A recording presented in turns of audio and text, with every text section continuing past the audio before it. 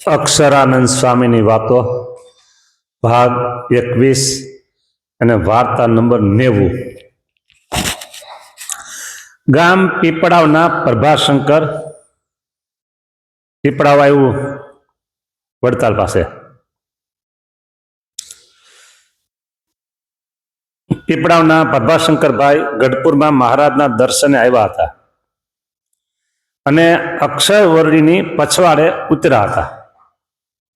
પછી રાતના 2 વાગે ઉઠીને ભજન કરતા હતા। હે દયાનિધિ, હે દયાનિધિ એમ બોલતા હતા। તે સાંભળી મહારાજે માનસંગ નામના પાર્ષદને પૂછ્યું, આ કોણ બોલે છે? દયાનિધિ દયાનિધિ। માનસંગ કહે, એ તો ઓઈલો પ્રભાશંકર બોલે છે। ઓઈલો ભેગા રહેતા હોય મહિમા એટલો ઓછો હોય। ઓઈલો પ્રભાશંકર બોલે છે। મહારાજ કહે, શું કે છે? માનસંગ કહે, દયા દયા નથી, દયા નથી। હવે બોલે છે શું? દયા નિધિ, એટલે દયાના સાગર દરિયા જેવા તો એ તો ભજનમાં બોલે છે। તો આ કે દયા નથી, દયા નથી એમ કે છે। પછી મહારાજ કહે, બોલાવો, અહીં બોલાવીને પ્રભાશંકરને અક્ષરવળીમાં બોલાવ્યા અને મહારાજે પૂછ્યું છે, પ્રભાશંકર શું કહેતા હતા? પ્રભાશંકર કહે, મહારાજ દયાનિધિ, દયાનિધિ એમ કરતો હતો હું તો। મહારાજને માનસંગ કહે, તે તો બ્રાહ્મણ બીંડો। માનસંગ શું કે છે કે આ બ્રાહ્મણ બી ગયો તમારાથી, એટલે ફેરવી નાખ્યું બોલવાનું, પણ તમારે ક્યાંક દયા છે। હા, એટલે એમ કે દયા નથી। હવે એમ એને બોલવાનું ફેરવી નાખ્યું કે બોલતો તો દયા નથી, દયા નથી કે તમે બોલાવ્યો એટલે તમારાથી બી ગયો, એટલે હવે એમ કે છે દયા નિધિ। માનસંગ ને મહારાજને માનસંગ કહે, એ તો બ્રાહ્મણ બી ગયો, તમારે દયા ક્યાં છે? અને જો દયા હોય તો આવી ટાઈટના સંત જ્યાં ત્યાં પડ્યા રહેશે, માટે હું શું કહું છું કે દયા નથી। શિયાળો હતો અને સંતોને બધાને ઓઢવા પાથવાનું પૂરતું હતું નહીં, એટલે જ્યાં ત્યાં પડ્યા રહેતા હોય કુકડું મુકડું હારી બધા। એટલે માનસંગને મોકો મળી ગયો શું કે તમારે દયા નથી કે દયા નથી કેમ? પેલા સંતો જો ને બધા કેમ પડ્યા છે કે કાંઈ ઓઢવાનું જોશો ને કે?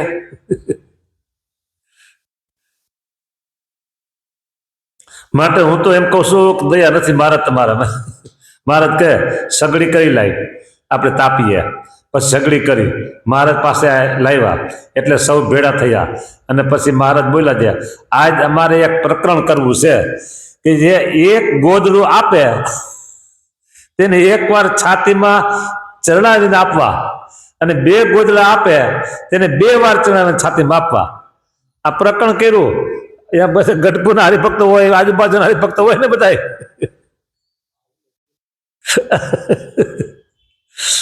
કોણ માગવા કોની પાસે જવું? આ લાલચ આપી છોકરાને કે જો તું સારા ટકા લાવે ને તો તને મોબાઈલ લઈ દેવું, તું પરીક્ષામાં પાસ થઈ જા તો તને આ લઈ દેવું, આમ કરી દેવું। એટલે છોકરો મહેનત કરે પછી ખૂબ। હા, તે એક છોકરાને અને બાપાએ કીધું કે તું કઈ કોલેજમાં કેમ તો આટલા નંબરે પાસ થા તો તને બાઇક લઈ દેવાનું કે। આને તો ખૂબ મહેનત કરી, બાઇક જોત દેખાતું સામે, ખૂબ મહેનત કરી અને આવી ગયા એટલા ટકા। હા, બાઇક નહીં, હા વાત આવી ગઈ। એ બાપાને છે ને તમાકુનું વ્યસન હતું। છોકરો અવારનવાર કીધા કરે, મૂકી દો મૂકી દો। એટલે એ બાપા કે તું આટલા ટકા લે ને તો હું કે વ્યસન મૂકી દઉં કે। છોકરા જે મારા બાપા વ્યસન મૂકતા હોય તો શું વાંધો? એટલે એને તો મહેનત કરી અને બાપાએ કીધા ને એટલા ટકા આવી ગયા, હવે કે તમે વ્યસન મૂકી દો। એટલે ખિસ્સામાંથી કાઢી અને છોકરો સામે બેઠો હતો, એને સામે લઈ હથેળી મને ચોળી અને મૂક્યું મોઢામાં। સામે હો મોઢા મૂક્યું તમાકુ। આને છોકરાને એવી આમ નફરત થઈ ગઈ ને એના બાપ પ્રત્યે, પછી કોઈ સંતો હોય છે મારા જેવા, હું નહોતો પણ મારા જેવા કોઈ છે, એને કીધું કે મારા બાપુએ કીધું હતું કે તમાકુ મૂકે આટલા ટકા લે આવી, તો કે તમાકુ મૂકી દઉં કે, તો મૂક્યું તો નહીં, મારા હામાં બેહી અને હથેળીમાં ચોળીને ચપટી લઈને મોઢા મૂકી ગયા. જો એને મૂકે કે ન મૂકે, તારે તો ફાયદો થયો ને, તારે તો ફાયદો થયો કે ન થયો? મારા ફાયદો બસ, નો મૂક કાંઈ નહીં કે, તારે એને લઈને ટકાવારી સારી આવી ને કે તને સારી નોકરી મળશે કે, એમ વિચારે કે હવડું લે ઊંધું લેમાં કે પોઝિટિવ વિચારો કે. હા, એટલે મહારાજ કે હવે ગોદડા કેને પાસે માગવા, તમારા ગોદડા કેટલા છે? મારે જો 4 ગોદડા 4 માણસો છે તો તમારી પાસે કેમ કેવું? એટલે જેને પાસે વધારે છે આપુડ આવશે. તો મહારાજ કે ગોદડા છાતીમાં ચડાવીને આપો, હાલો 2 આપે તો 2 વખત, બરાબર. પછી તો દાદા ખાતર બોલ્યા છે, મહારાજ મારા 100 ગોદડા 500 ગોદડા ભેગા કરવા પડે ને. દાદા ખાતર કે મહારાજ મારા 100 ગોદડા. ને ગામના માણસને ખબર પડી ત્યારે ગામના માણસ પોતાની શ્રદ્ધા પ્રમાણે ગોદડા લઈને આવ્યા. એક મેઘો સુતાર હતો તે ચોફા લઈને આવ્યો. ગોદડું નહોતું, ચણાવીને જોતા શું કરવું, ચોફા લઈને આવ્યો. હા, ચોફા લઈને આવ્યો. તેને ચોફાળ મહારાજને આપ્યો. પછી મહારાજે કહ્યું છે તારે ગોદડું નથી? મેં કહ્યું કે મારે ગોદડું નથી, હું તો મારા મામાનો નોકર છું, એટલે મારે નોકરને ગોદડું ક્યાંથી હોય, માટે મારે ચોફાળ છે તે લઈને આવ્યો છું. એ હું ઓઢું છું એ બીજો મારે વધારે નથી પાતો. હા, તમને ઓઢો હવે. હા, મહારાજ કહે લાય તારો ચોફાળ હું ઓઢું. એમ કહી મહારાજે તેનો ચોફાળ ઓઢ્યો અને કહ્યું તને સાથીને કોણ આપશે? પછી તને બીજું કોણ આપશે કે હાથી નોકર, માટે પાછો લઈ જા. પછી તેને ચોફાળ મહારાજે પાછો આપ્યો અને અહીંયા ગોદડાના ઢગલા થઈ ગયા. બધા સાધુ લ્યો એક લઈ જાવ કે. આવી રીતે વાર્તા 90 પૂરી થઈ. વાર્તા 91. એક વખત શ્રીજી મહારાજ અક્ષરવડીમાં રાત્રે પોઢી રહ્યા હતા અને શિયાળાની રાત હતી, તેથી સગડી ઢોલિયા પાસે મેલી હતી અને મૂળજી બ્રહ્મચારી હતા નાજા જોગ્યા ઊંઘી ગયા હતા અને ગોદડીનો છેડો, એટલે આ તમે બધા સેવક છો કે કોણ છો? સગડી ચાલુ મૂકી છે અને સેવક થઈને હોઈ જાય, ચાલુ સગડી પર થાય શું? હવે વિચાર કરો, તમે સેવક છો કે કોણ છો? બધા સેવકને પછી હોવું જોઈએ. અને ગોદડીનો છેડો સગડીમાં પડ્યો એટલે ગોદડી બળી ગઈ. પછી મહારાજ જાગ્યા ને નાજા જોગ્યાને કહ્યું છે ચાલો આપણે જાતા રહીએ, કેમ કે ગોદડી બળી ગઈ. એટલે આપણે શું જવાબ દેશું હવે? પછી નાજા જોગ્યા કહે મોટી બાને ખબર કરી આવીએ અમે જાય છીએ હવે, એમ કે. હા, પછી નાજા જોગ્યા દરબારમાં આવી મોટી બા તથા લાડુબાને વાત કરી છે મહારાજને ઓઢવાની ગોદડી બળી ગઈ છે, તે સારું મહારાજ કહે છે જે આપણે અહીંથી જતા રહીએ. પછી મોટી બા તથા લાડુબા બોલ્યા છે મહારાજને કહેજો છે તમારો મેલ લઈને ગોદડી બળી ગઈ, તમારો મેલ એ લઈ અને ગોદડી બળી ગઈ, બરાબર. અને એવી ગોદડી અમારી એક બેન ને હો ગોદડી છે, એક બેન પાસે એવી હો ગોદડીઓ છે. હા, તે વખતે મહારાજે બાઈઓને દર્શનની બંધી કરી હતી. પછી નાજે જોગ્ય મહારાજને વાત કરી છે એટલે મહારાજ બોલ્યા છે આપણે એની ગોદડી બાળી તો પણ અભાવ લેતા નથી, માટે બાઈઓને બોલાવો છે, કમાલની તેડેથી દર્શન કરી લે. આપણે બંધી કરી છે પણ જો તો ખરા આપણે ગોદડી બહાર નાખી તો આપણો અભાવ નથી આવ્યો, તો આપણો કેટલો મહિમા છે, આપણો કેટલો ગુણ છે. તો બોલાવો આમ ભાઈના ચેડા હોય, બાયણામાં ચેડા એટલે પાટિયા મોટી મોટી ચેડાળું હોય, આજના જો આમ ફિક્સ ન હોય એ ચેડામાં આવીને અમારે દર્શન કરી લે કે. નકર તો દર્શનની બંધી હતી.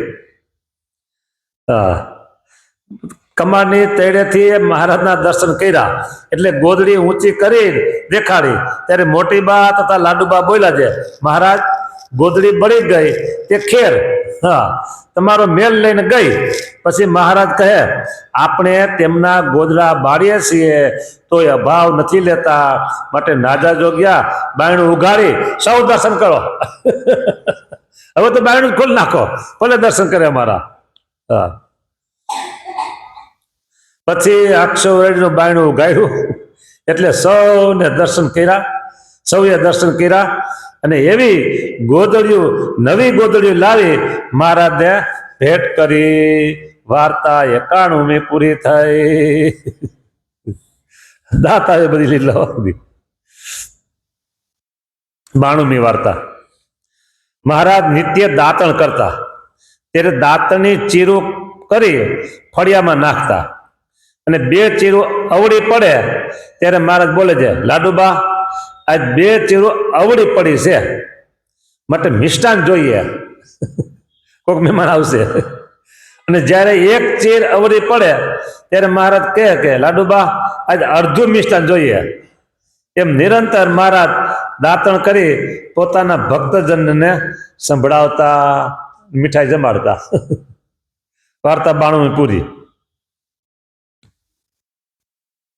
એ ધન્યવાદ તો છે ને આ અક્ષરાનંદ બ્રહ્મચારીને છે. આવી ઝીણી ઝીણી વાતો એને કેટલો સંગ્રહ કર્યો છે. 69 કાળમાં એટલે 1879, 1879 એને કહેવાય 69 કાળ. અક્ષરવડીમાં ભંડક હતું, તેમાં છાના રહેતા મહારાજ, અને જે માથે જટા વધારી હતી અને પોતે પાણી પીવા માટે કચરાનો લોટકો રાખ્યો હતો. એટલે સૌને સૂચના આપતા જે આગળ દુકાળ પડવાનો છે, માટે સૌ દોરા વેચી તથા ઘરેણા વેચી અનાજનો સંગ્રહ કરજો. દોરા એટલે હુતરી, અત્યારે ચેન કે ગળામાં પહેરવાના, એ સોનાનો દોરો. અને મહારાજે ખીમા સુતારને કહ્યું છે, તારે કેટલા ઘર બાર છે? ત્યારે ખીમો કહે, મહારાજ 2. મહારાજ કહે, તેને વેચી દે. ત્યારે ખીમો સુતાર કહે, મહારાજ 1 ગયડું છે, તે કોઈ લે તેવું નથી, અને 1 સારું છે. મહારાજ કહે, તેને વેચને, અનાજ લઈ લે. એમ તેને મહારાજે રમૂજમાં વાત કરી. કોને વેચવાની વાત કરી? કોણ શું વેચવું? અરે મકાન ક્યાં છે? આમાં જો ઘરડું મકાન શું કોઈ કઈ મકાન ગયડું હોય, ગયઢું ના, અરે ઘર વાળા વેચી દે કે. એમ રમૂજમાં વાત કરી. તે રમૂજ તો બચ્ચા છે ને, ઘરવાળા 2 છે, બરાબર, 1 વેચી એ કે કોઈ ન લે, 1 ગયઢું છે ને 1 સારું છે. તમે મારે જોઈએ એમ તો ન કીધું 1 સારું છે, તો કે સારું છે વેચી દે કે. અને પછી પૈસા આવે ના દાણા લઈ લે કે. આમ રમૂજમાં વાત કરી. વાર્તા 93મી પૂરી થઈ. હા, અક્ષરવડીના ભંડકમાં મહારાજને દાંત બંધાવા હતા. લ્યો, પછી કારીગર સોનીને બોલાવી સોનાના વાડાથી મહારાજે દાંત બંધાવ્યા. તે સમયે સદગુરુ આનંદાનંદજી મહારાજને કોગળા કરાવવા માટે પાણીનો લોટો લઈને ઊભા હતા. પછી મહારાજે દાંત બંધાવ્યા. તે પછી મહારાજને કોગળા કરાવ્યા, અને પછી મહારાજે સોનીને રજા આપી ને પોતાને આસને ગયા. વાર્તા 94મી પૂરી. એક સમયે મહારાજ સભા કરીને બિરાજમાન હતા. મહારાજે એવું પ્રકરણ કર્યું જતું છે, જેને ડોલું આવે એટલે જોલું આવે તેને સોપારીનો બેરખો કર્યો હતો, તે મારવો. હા, તે જેને મારે તે બેરખો મહારાજને આપી તડકામાં જઈને ઉભા રહ્યા. પછી બ્રહ્માનંદ સ્વામી સભામાં ડોલા ખાતા હતા, તેને મહારાજે બેરખો માર્યો. મહારાજ કહે, તમે કેમ ઝોલા ખાતા હતા? બરાબર. સ્વામી કે, હું કીર્તનની કડી ગોઠવતો હતો, હું ક્યાં ઝોલા ખાતો હતો? તો કીર્તન ભાવ એટલે આમ ડોલતો હતો કે, કીર્તનનો તો ભાવ આમ ડોલે, પણ તમારું માથું તો આમ ડોલતું હતું. હા હા ભાઈ, જો મહારાજ કે કીર્તન ગોઠવતા હતા તો બોલો, ત્યારે સ્વામી કે માંડો ઝીલવા તમે, હું બોલું તો કે ભલે કે તારે ચટક રંગીલો છેડલો બેલા રે એ કાઈ આરે કાઈ નવલક સુંબી પાગ રંગના રે લારે. એક કીર્તન બોલે, પંક્તિ બોલે અને વાહે બીજા બોલે ઝીલે, તો બીજી પંક્તિ તૈયાર કરી નાખે. આ તો શીઘ્ર કવિ, કવિ સમ્રાટ. એ 4 કીર્તન તત્કાળ કરીને બોલ્યા અને પોતાનું વચન સિદ્ધ કર્યું કે હું ઝોલા નહોતો ખાતો. હકીકતમાં ઝોલા ખાતા હતા, પણ મોટાનું કોણ કે તમે ઝોલા ખાતા હતા એમ. આવી રીતે મહારાજ અને બ્રહ્માનંદ બધા રમૂજ કરતા, રમૂજ કરાવતા. વાર્તા 95 પૂરી થઈ. સ્વામિનારાયણ ભગવાનની જય. શ્રીપતિ